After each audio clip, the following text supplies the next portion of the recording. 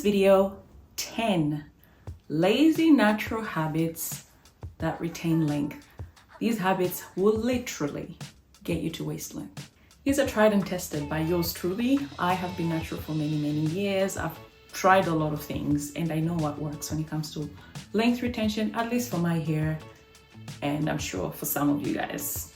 I know this will be beneficial, so take a seat, let's get into it. Before I get started, if you are not aware, I have got an ebook that is going to revolutionize your moisture game. I mean, recipes and all. Check it out and grab it if you're struggling with dry hair or you want to grow long hair, because we know that moisture is key to long hair, right? So link will be in the description. Tip number 1 is leave your hair alone. You know about this. This is not new. Everybody knows it. Leaving your hair alone. Not neglect, but not being in your hair too often. Not being in your hair, playing around, finger in hair syndrome, pulling, tugging, styling, brushing, over detangling. We don't want any of that because we actually want to preserve the hair. Leaving your hair alone is one of the least effort tip that I can give you. Like, you're literally doing nothing to retain length. If you're lazy, take a seat. A lot of naturals, especially when you're new, you want to moisturize your hair every day and every two days, and I did all that. But what I found worked is finding a moisture routine that works and only touching your hair, as in moisturizing your hair, once a week or once every 2 weeks. Yes, I said once every 2 weeks. It is possible to only moisturize your hair once in 14 days, 2 times a month. This means if you want to wear 2 styles or 1 style for a whole month and moisturize twice in that month, your hair is pretty much just chilling for the whole 30 days. I'm talking serious length retention strategies here. Like, your hair is going to thrive. One of the best times when I saw the best results was when I was doing mini twists. I was using my glycerin, I was tucking my ends, and I was leaving my hair alone. I found a routine that only required me to moisturize my hair once every 2 weeks. And my hair thrived. I hit waist length pretty much. Just saying. As you can expect, low manipulation styles or protective styles like this one. Low manipulation just means you're not handling it too much. Protective styling means the ends are tucked away. With mini twists, you can get both. Low manipulation, as in this is a low manipulation style. If I were to tuck these ends in, girl, it's a full-blown protective style. I'm talking aggressive length retention without compromising on style and without using any muscle. Yeah, it's for true lazy naturals like myself. I am super lazy. And right now I'm not even lazy, girl. I am a busy young mama of 2. Number 4, this is unusual, but leave the baby hairs alone. If you want your hair to thrive, your edges particularly to thrive, leave them edges alone. This whole swooping, and I mean, you can clean them up and lay them down a little bit, but you know, we've been doing too much. And I'm not judging anyone who does this. If that's your thing, that's your thing. But I know most of the people that watch my channel are length retention focused. So for me, this just gives me, like, it's extra work. If you're lazy, you don't have to do it. Even if you're wearing wigs, choose wigs like headband wigs, half wigs, wigs that match your texture, so that you're not trying to blend and trying to make the edges look type 3A when they're 4C to the Another tip here is not holistic to everybody, but exist in your texture. Exist in your natural texture. That is, stop trying to make your hair exist as a type 1 or as a type 3A or 3B when you are a 4C. Yes, when you blow dry your hair nicely using good methods, it's possible to still retain length, but it is an extra effort. So we're talking about laziness here, right? If you want your hair to thrive, let it live in its natural texture. This means that its natural curl pattern, you can use products, you can use curl defining, curl enhancing products, but if you're, you know what I mean, and straightening too often or twisting it too often and trying to bend it into submission, that's gonna be a lot of manipulation and you will endure some breakage. So I have found, I'm not saying this is absolute, but for my people that want to do the minimum, again, just let your hair be in its natural texture. Wash it, deep condition, put it in twists, braids, cornrows, whatever it is, the style you're using to retain your length. Find products that work. Products are overhyped, but they are important, right? So if you find something that works for your kinky hair to maybe clump your curls or to clump your ends, for example, stick with it. If it doesn't dry your hair out, for example, if it's a gel, it doesn't dry your hair out, leaves your hair juicy, doesn't flake, stick to it. Permanent parts. I cannot preach enough about permanent parts.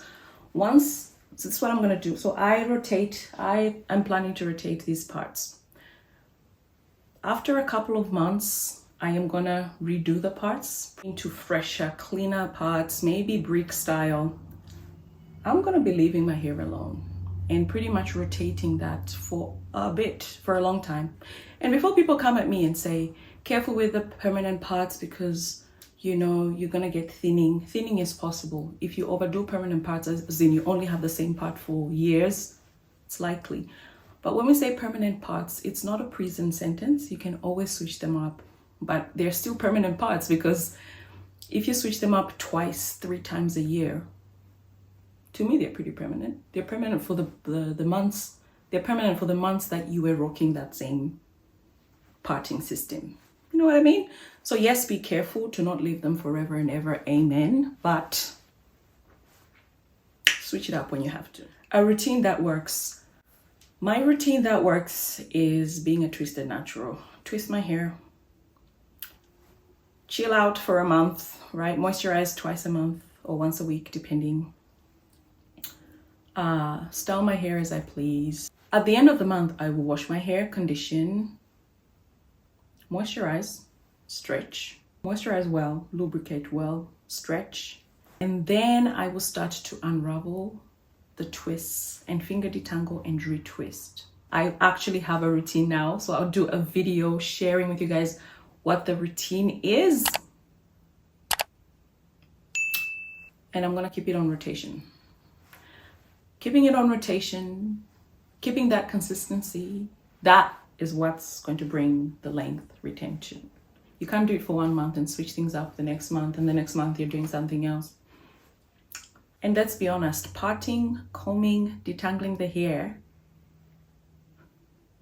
requires time, requires effort, has the highest chance of breaking your hair. So if you can minimize those 3 things, you're onto something. I've already said this, but finger detangling. Find what works for your finger detangling, whether sitting down and doing it the whole day works, or doing what I do, which is 1 little twist at a time, put it up, still able to rock some kind of a style throughout the day or the week actually.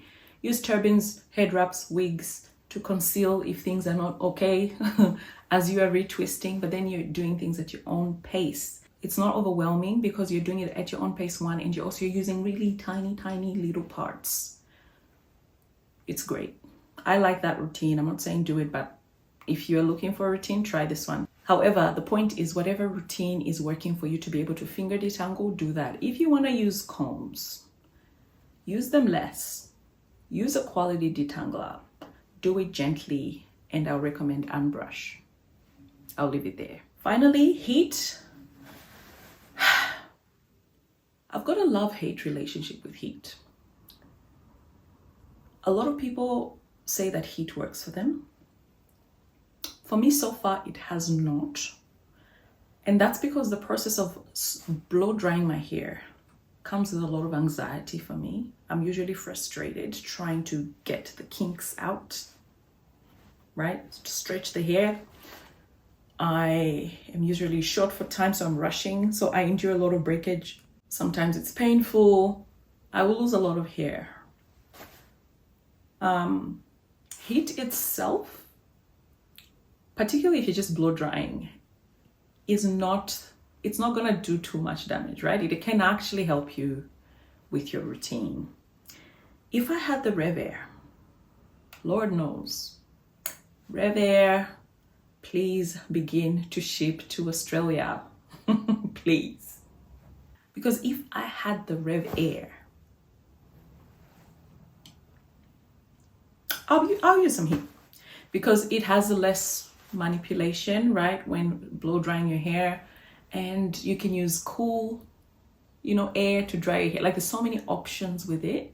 Even the ladies that have retained tremendous amounts of length ended up incorporating heat towards the, as once their hair was long, okay? Indigenous strands blow dries our hair, so it can help. Obviously there's the tension method that works, but even if you're using the tension method to blow, in order for you to get the hair detangled, you still have to use some kind of a comb. So tension method to me is almost like, is it really beneficial?